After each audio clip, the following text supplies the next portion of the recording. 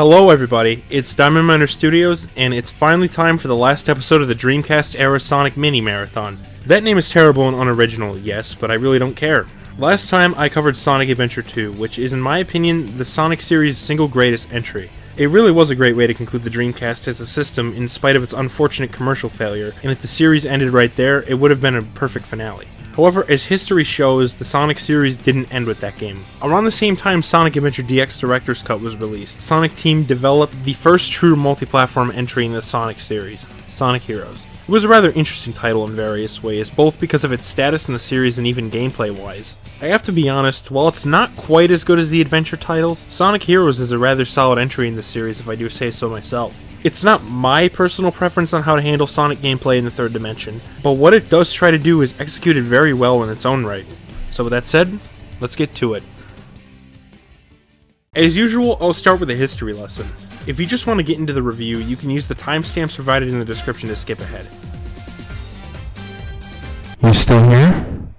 Okay, here we go. There's no turning back now. Sonic Heroes entered development sometime after the release of SA2. It was once again handled by the San Francisco-based Sonic Team USA, frontlined by Yuji Naka and Takashi Iizuka, and handled by many previous members of Sonic Team. Iizuka didn't want to make Sonic Adventure 3 because he felt that doing this would only appeal to the current fans of the series. The team elected to return to something more similar to the Genesis entries so that casual players could more easily adapt to the series' gameplay. They made it clear that this wasn't because there was necessarily anything fundamentally wrong with the adventure games, they just wanted to make it something a bit more familiar, though they still differentiated Heroes from the Genesis games by giving it a unique three-person, team-based gameplay formula. The primary reason for all of this is because Sonic Heroes was, as I brought up a few minutes ago, the first true multi-platform entry in the Sonic series. Sega dropped out of the console market in 2001, so Sonic Adventure 2 was the last Sonic game to be released on a Sega console. While the adventure games were ported to Gamecube, they weren't released on all three major platforms at the time because of exclusivity agreements. Thus, once the contract expired, Sonic Team decided to release the next entry in the series on all three platforms, the PlayStation 2, Gamecube, and Xbox, and there was even a PC version alongside that.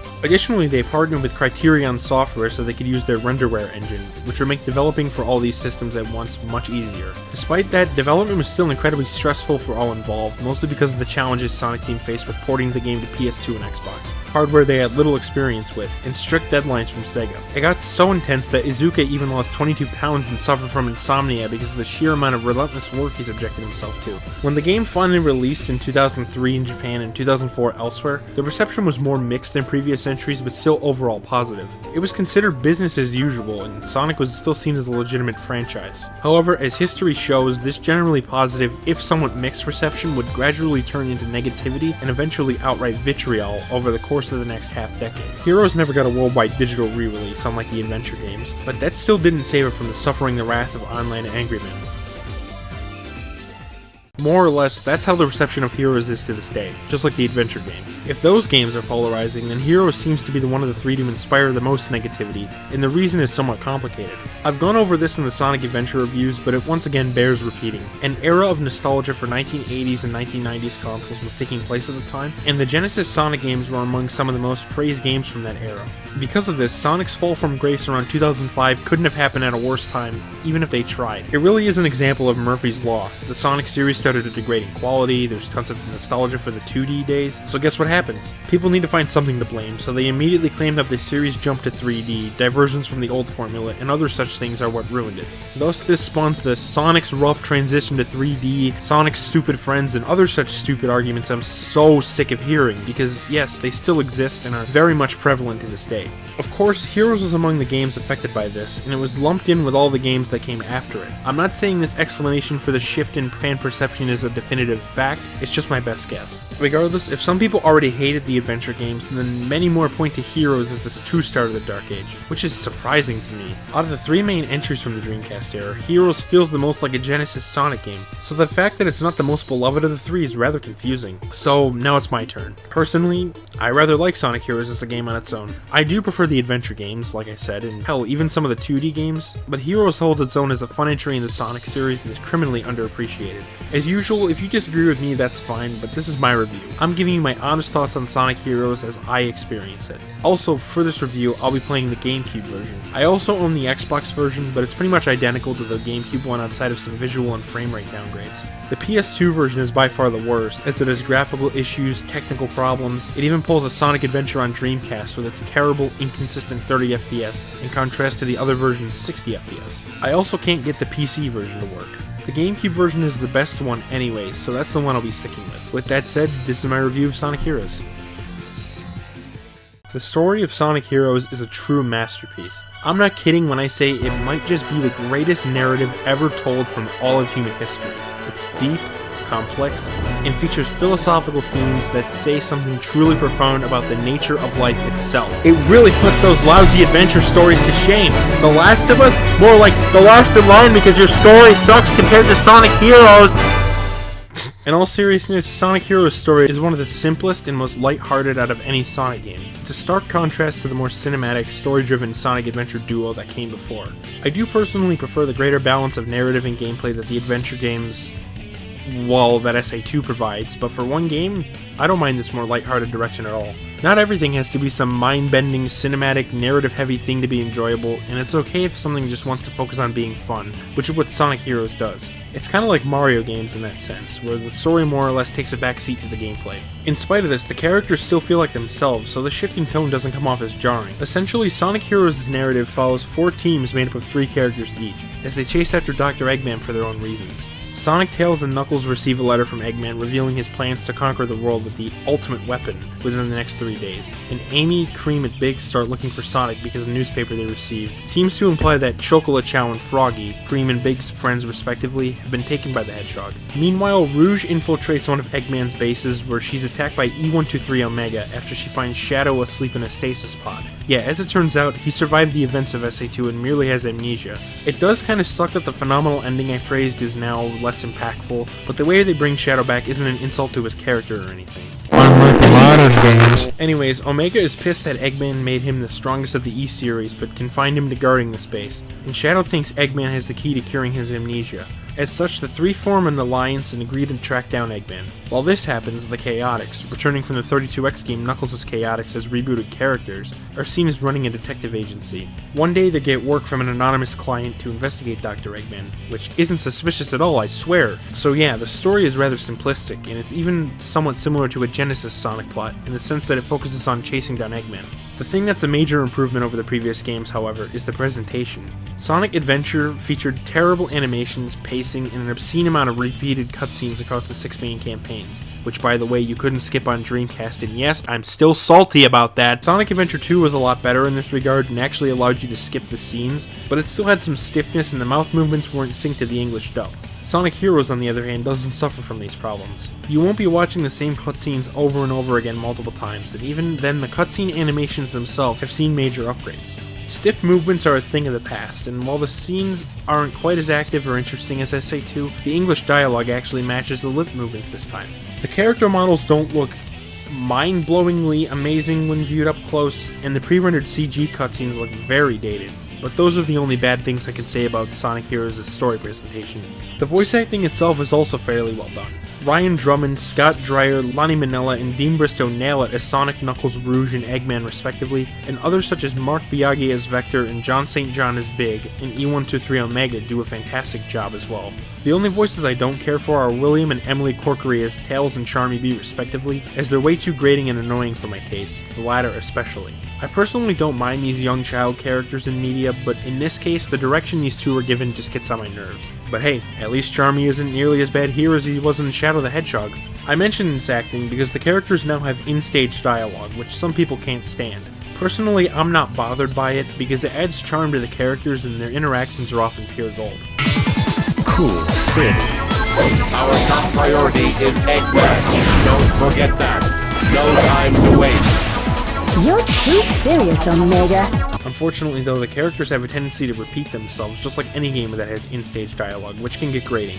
It would have been nice to have an option to disable this dialogue in the menu, but I'm willing to tolerate it for the sake of enjoying the game.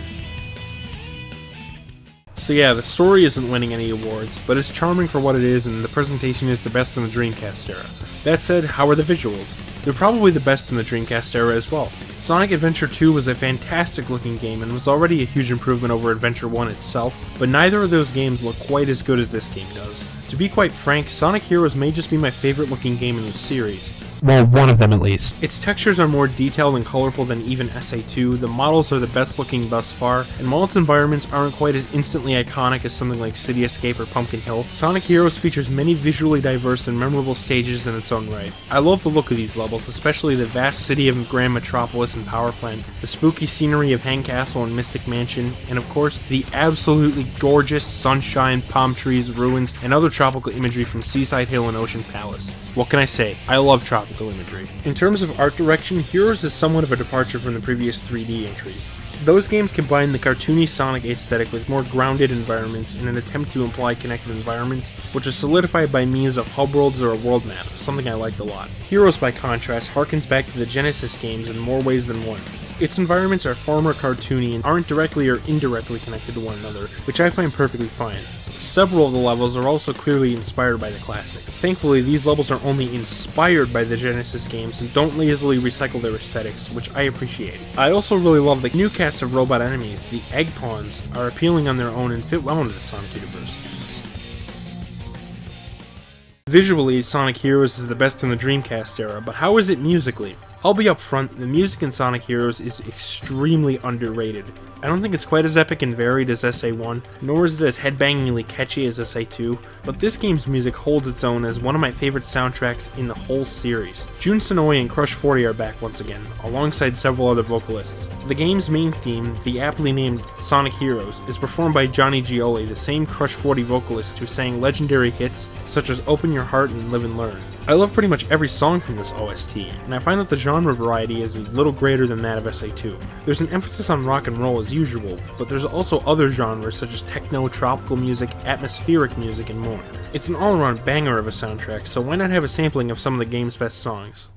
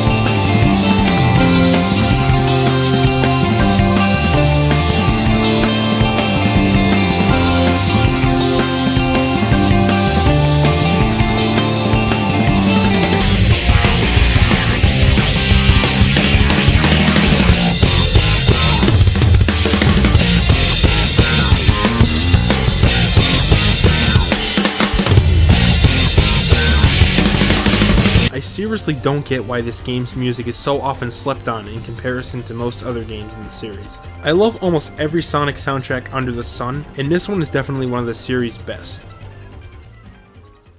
With all that said, let's talk about the gameplay of Sonic Heroes, which is the most important part of a video game for me. Yeah, the other aspects are all important too, and certain games or genres do have it weighted differently, like I went into last time, but generally the gameplay is the ultimate bottom line of determining whether or not a game is good. Thankfully, Sonic Heroes doesn't disappoint in this department. In fact, I'd say it has some of the most creative gameplay from the entire Sonic series. As I mentioned before, Sonic Heroes revolves around a special 3-person gameplay formula. It does feature a gigantic roster of 12 playable characters, but it only has one gameplay style, again sticking with the theme of calling back to the Genesis games. The 12 characters are evenly divided into 4 teams consisting of 3 members each. Team Sonic, made up of Sonic, Tails, and Knuckles. Team Dark, consisting of Shadow, Rouge, and Omega. Team Rose, comprised of Amy, Cream, and Big. And Team Chaotix, containing Espio, Charmy, and Vector. These teams function as a sort of difficulty select, sort of like multiple characters from Sonic 3 and Knuckles. Team Rose is the easy mode, Team Sonic is intermediate and was likely the intended experience, Team Dark is the hard mode, and Team Chaotix is... Team Chaotix. Yeah, I don't know. Anyways, you control the 3 members of your team at once, who you can switch between with a simple button press. Depending on the character you choose, your team will assume one of 3 formations and have different abilities. The Speed formation can use the homing attack and Tornado to stun enemies or travel up poles. The Fly formation is the most useful for platforming sequences with its ability to, well, fly, obviously. And it has a powerful attack of its own, and the Power formation is the best for combat, featuring the strongest attacks and can float upwards on fans. The gameplay formula is focused entirely on knowing when to use the various formations, and I personally find it to be extremely fun, creative gameplay style. Like I said, it's not my preference for sure, and it is kind of a weird, out there concept for a platforming game, but I enjoy it nonetheless.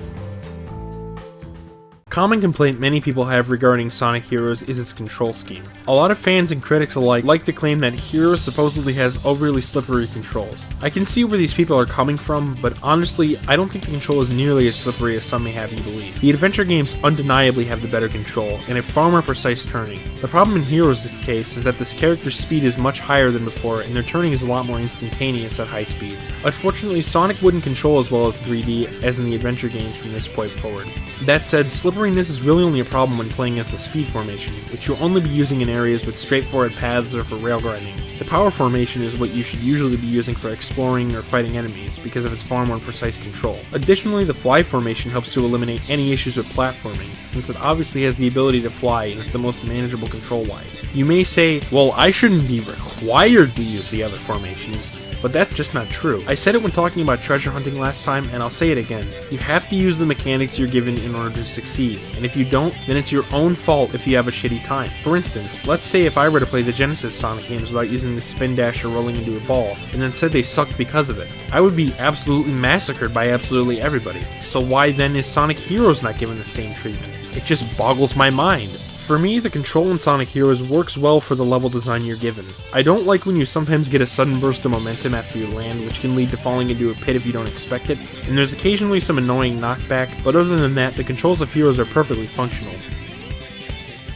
Another common criticism of Sonic Heroes concerns the combat. Following the adventure titles, Sonic games would stray away from the one-hit kill enemies and began incorporating various different combat systems, alongside enemies that sported health bars. Sonic Heroes is where this tradition began, and the egg pawns now take more than a single hit to kill. Well, at least initially. I do prefer one-hit death enemies as much as the next guy, but the combat in Heroes is intuitive and has a real flow to it, unlike the tedious 20-minute Ware stages from Unleashed or repetitive homing attacks from 06. The combat, much like the main gameplay, has an element of strategy. Some enemies are best dealt with using the Speed formation, while others are more conducive to the Fly and Power formations. It's entirely based on knowing when to use which formation, and again, if one chooses to fight everything with the Speed formation, then all liability is on the player, not the game. On top of that, there's also a level up system. As you defeat enemies or bust open monitors, you'll often get blue, yellow, and red orbs, which raise the level of the character depending on their colors. Each character can be raised to level 3, at which their strength and versatility are greatly increased. For example, level 3 speed characters blow the shields off of enemies without having to use the tornado attack,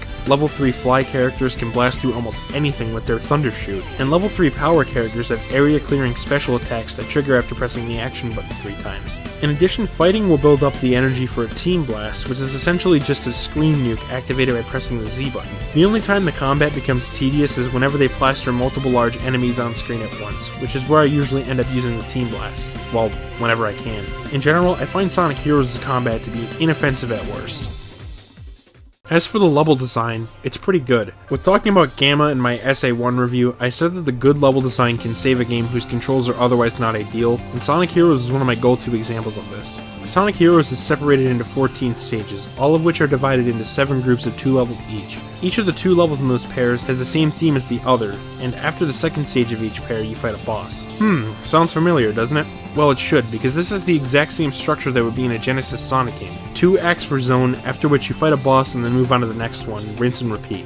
Thankfully, Sonic Heroes also features the superior progression system from Sonic Adventure 2, where you automatically move on to the next level after completing one, instead of having to run around a hub world like in SA1. The levels themselves are fairly straightforward, just like the last 2 games, but there's actually quite a lot more branching paths than even Final Rush. This fact alone is why Heroes is not being the fan favorite from the Dreamcast era baffles me, since it easily features the most exploratory bunch of stages that 3D Sonic has ever seen, well, besides treasure hunting, that is. Thankfully, the levels are still not so open-ended that they become confusing to navigate, and they still have plenty of opportunities to add flair to your gameplay just like in SA2. They're honestly a best of both worlds kind of situation, offering a lot of exploration value while still carrying over the quality of life improvements and refinements from the previous game. I also love how this group of levels encourages the use of all 3 formations very well, instead of only requiring the use of one.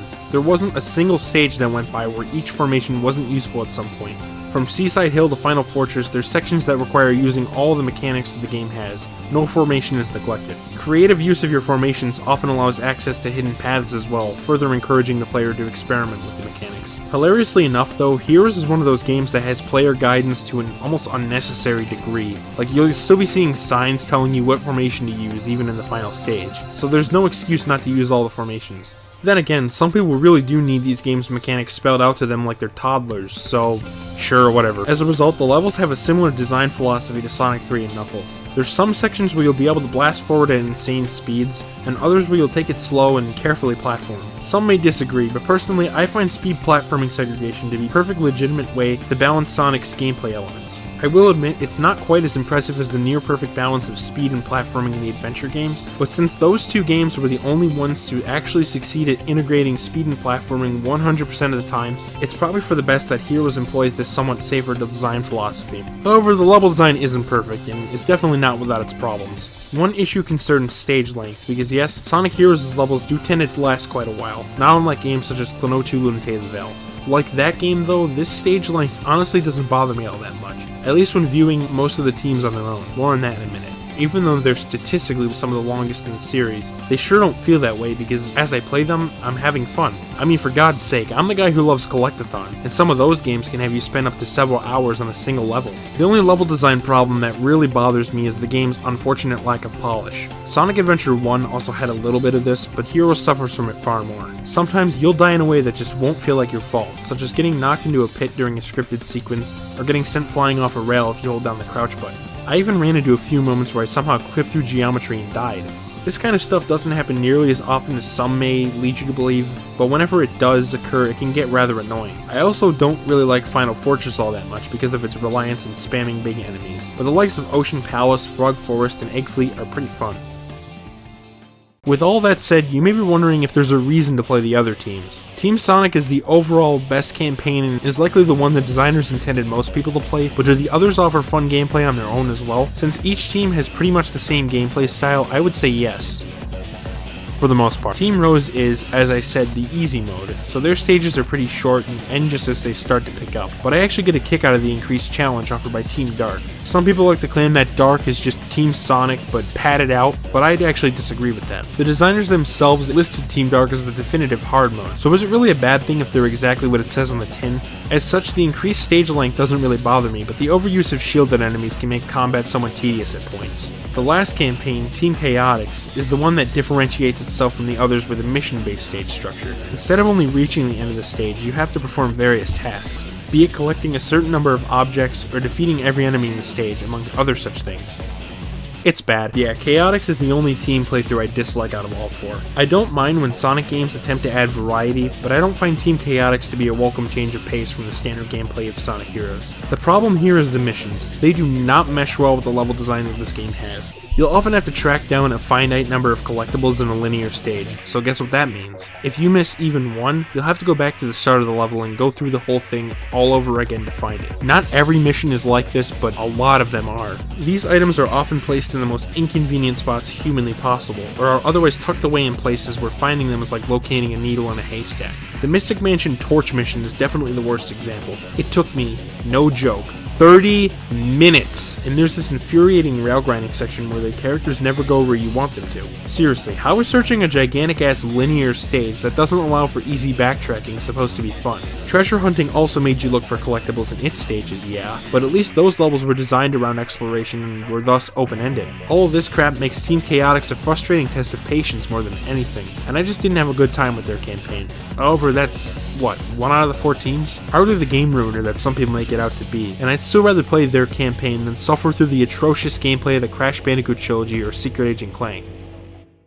Additionally, much like all other Sonic games, Sonic Heroes has its fair share of boss battles. In short, they're awful. Each one of them falls into 2 categories. Too easy to be fun or too annoying to be fun. For example, the Egg Hawk is pathetic even for a first boss, and Egg Emperor is piss easy if you know to level up the fly formation, while something like the Egg Albatross or Robot Storm are too long, tedious, and repetitive. And if you die right at the end, you'll have to do the whole thing all over again. The team battles also have the potential to be either type, kinda like the second Eggman vs. Tails fight from SA2. Sometimes you'll ass blast your opponents in 10 seconds, while other times you can spend upwards of several minutes getting your cheeks clapped. Oh yeah, and fuck Team Dark's Robot Storm.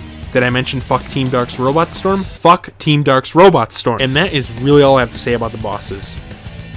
Contrary to what you might think after all that criticism I just flung at the game, I genuinely enjoy Sonic Heroes quite a bit, when you play as just 1 or 2 teams out on their own. As a complete package, this game has one major flaw which I'd like to refer to as the content problem. I know the name isn't original or creative, but shut up. Like the adventure games, there's a last story segment, so take a guess what that means. In order to beat the game, you'll have to play as all 4 teams, and then like every other game in the series, you'll also have to collect the 7 Chaos Emeralds. Doing this wouldn't be so bad if Sonic Team had done more to differentiate each team from the others, but they didn't. I previously criticized Sonic Adventure for its sheer amount of repetition and filler content, and I stand by that assessment. However, Sonic Heroes makes Sonic Adventure look like Sonic Adventure 2 in this regard, and I've gained a new appreciation for that game's structure after finishing all 4 teams. Like I said, Sonic Heroes features 14 stages per playthrough. All 4 teams go through the exact same levels. They aren't reordered or mixed or matched in any way throughout, so as a result, you'll have to clear a total of 56 levels to beat the game. And that's not even counting boss levels, which are also the same across all 4 teams.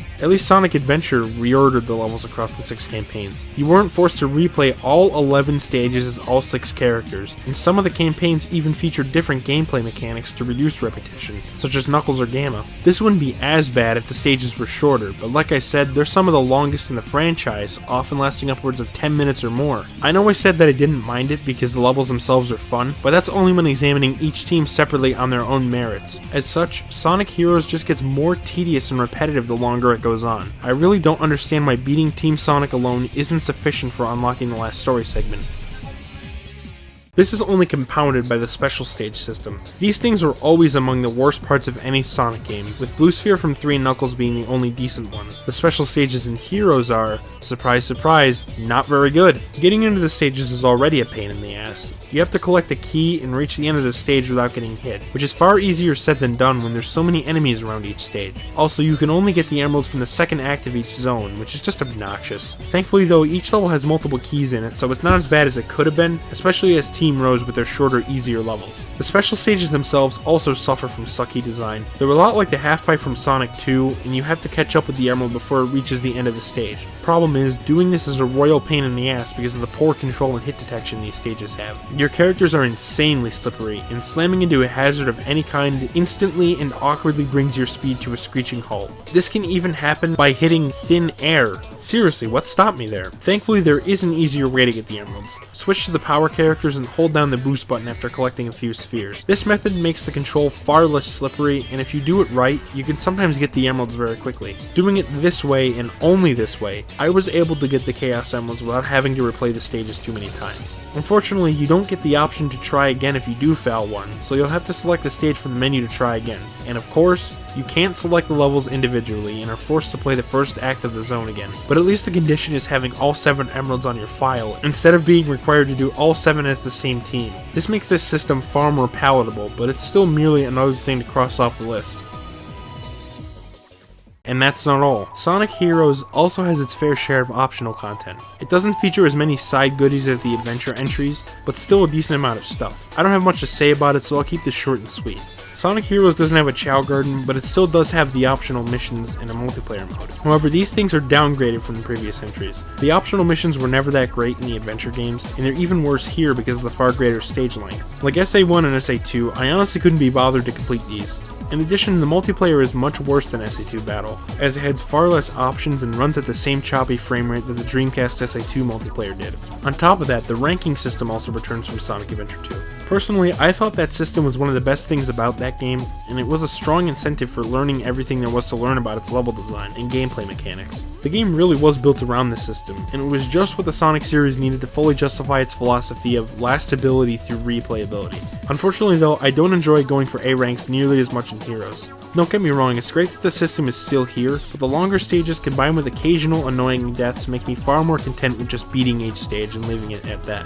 However, I can't deny that seeing that A appear at the end of a stage is pretty satisfying, just like it was in the last game. The reward for getting all the emblems in A ranks is a super hard mode, but just like the Metal Sonic skin in SADX and Green Hill Zone in SA2, I'm perfectly fine with just playing the main campaign and leaving it at that. Collectathons are the only games I enjoy devoting a substantial amount of time to side content, and Sonic Heroes is no exception to this, but I'm sure there's someone out there who will get a lot more mileage from doing all this stuff. So with all of that said, is the last story segment worth beating all 4 teams and collecting the Chaos Emeralds for? Don't quote me on this, but not really. The segment itself isn't bad, but it's honestly not worth all the work you have to do to reach it. As usual, the last story is really just an epilogue for the adventure as a whole. Throughout the game, all the bosses against Eggman have turned out to be fake androids that resemble the Doctor, and in Team Dark's story, the true villain was revealed. As it turns out, Metal Sonic, returning from Sonic CD, was behind all this. His character is taken in a rather interesting direction in this game. He spent the whole time copying data from each of the teams, and now he's used that to power up and finally complete the very goal he was explicitly programmed for: defeating Sonic. The 4 teams create an alliance to defeat Metal Sonic, thus beginning the boss against Metal Madness. This fight is probably the best one in the whole game, and it's challenging while not being outright unfair or obnoxious. I don't like this one janky forced cannon shot as Team Chaotix, but other than that, this fight makes creative use of the formations and will keep you on your toes the whole time. Following that fight, Metal Sonic changes into his true form, this gigantic thing. He flies off into the sky, so Team Sonic powers up with the Chaos Emeralds and gives chase. The second phase, Metal Overlord, is a bit more irritating though, but still not that bad. It's really only this one attack, where Metal Sonic uses Chaos Control and freezes you in place for 10 tedious seconds. I also find grabbing rings to avoid dying to be somewhat clunky, but that's really it. Actually fighting the boss is decently satisfying, especially when using the required Team Blast. I absolutely love the badass design of Metal Overlord too, and the music that plays here, What I'm Made Of, is fantastic. Have a listen.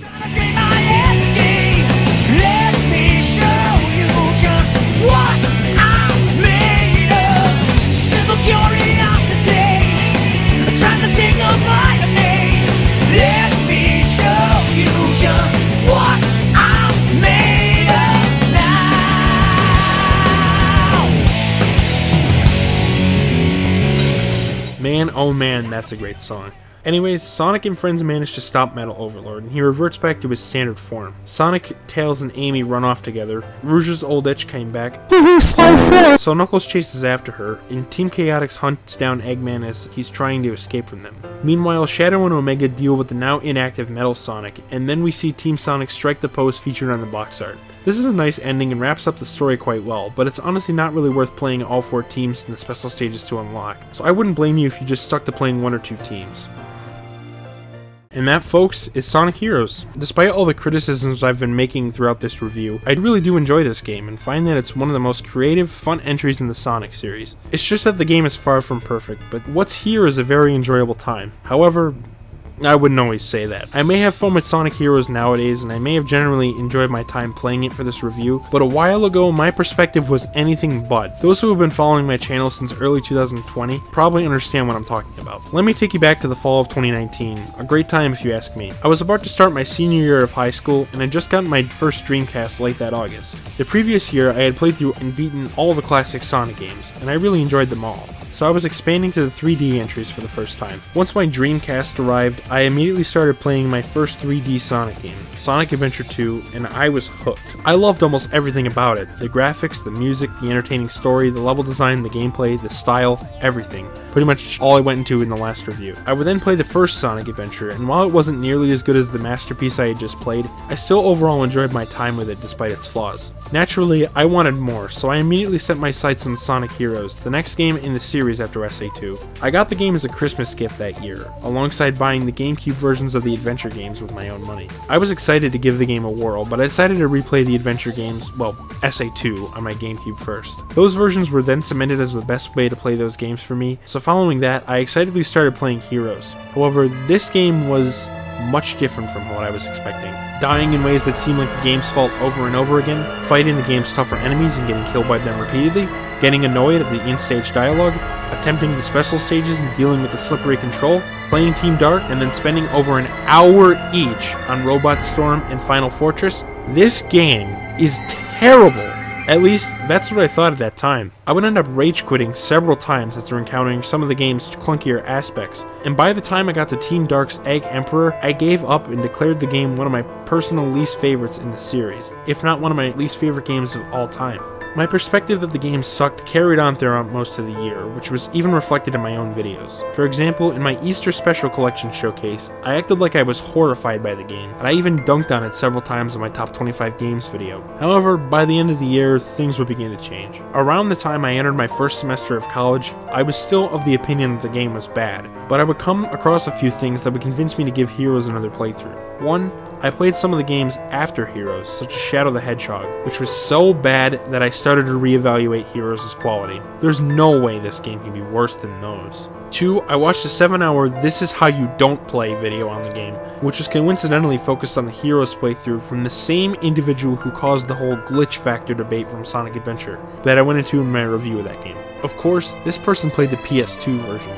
Even with that, their gameplay and commentary were so unbelievably bad that it made me want to give the game another shot. Soon after, I popped Heroes into my Gamecube once again and spent one October night playing Team Sonic. This time, I had a really fun time with the game. In this second playthrough, I managed to unlock the fun experience I was always looking for in the game. That's not to say it was a flawless masterpiece, and I actually encountered a few of the issues I previously did, pretty much the stuff I outlined in this review, but I was having way too much fun running, jumping, and traversing the creative level design with all three formations to really care all that much. The issues the game has are still there, and I really wish it was given more development time to iron those things out, but as is, Sonic Heroes is a really fun experience that offers extremely creative gameplay across the board. It just took me quite some time to realize this.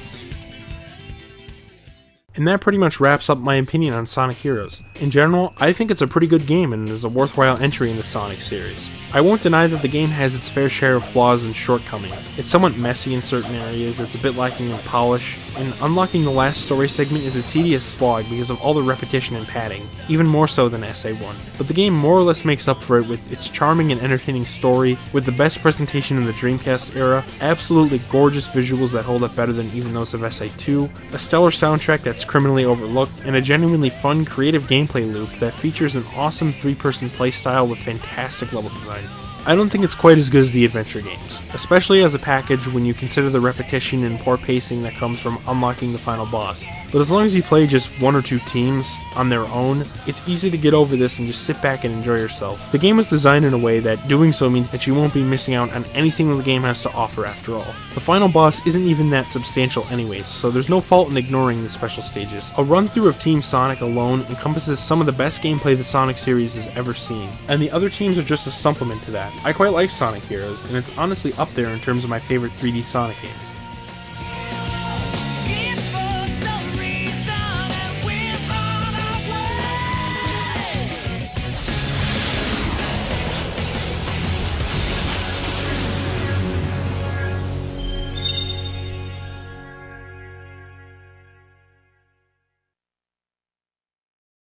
Finally, the Dreamcast Sonic Mini Marathon is done with, and it was a lot of fun revisiting these games once again. I think you understand why I like the games so much. They really did try to take what the Genesis games did to the next level, and while the series would fall short soon after the release of Heroes, these games are and always will be some of my favorites to revisit. With that said, it's time to move on. Now that this look at the Dreamcast era of Sonic is over, I can finally return to the mainline Mario Marathon. So join me in my next game review when I take a look at the early 2000s Mario remakes, consisting of the Mario Advance games and Super Mario 64 DS. But that probably won't be coming for a little bit. Instead, join me in a couple weeks when I finally upload the secret project that I mentioned in my September channel update video, which, by the way, I'll probably be revealing what that is in another video next week. And I'm also getting ready to make yet another game collection showcase come December. I have a lot of stuff planned for the coming months, and I hope you'll stick around for those things. In any event, this has been Diamond Miner Studios, and I'll see you next time.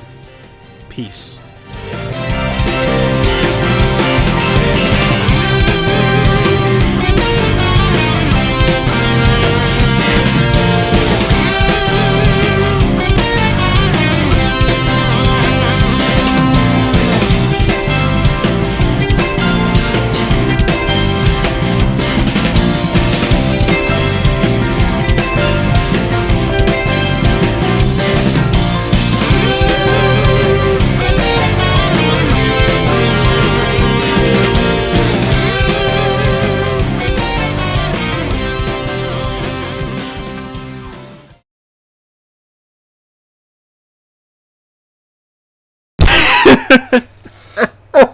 Google, what the fuck?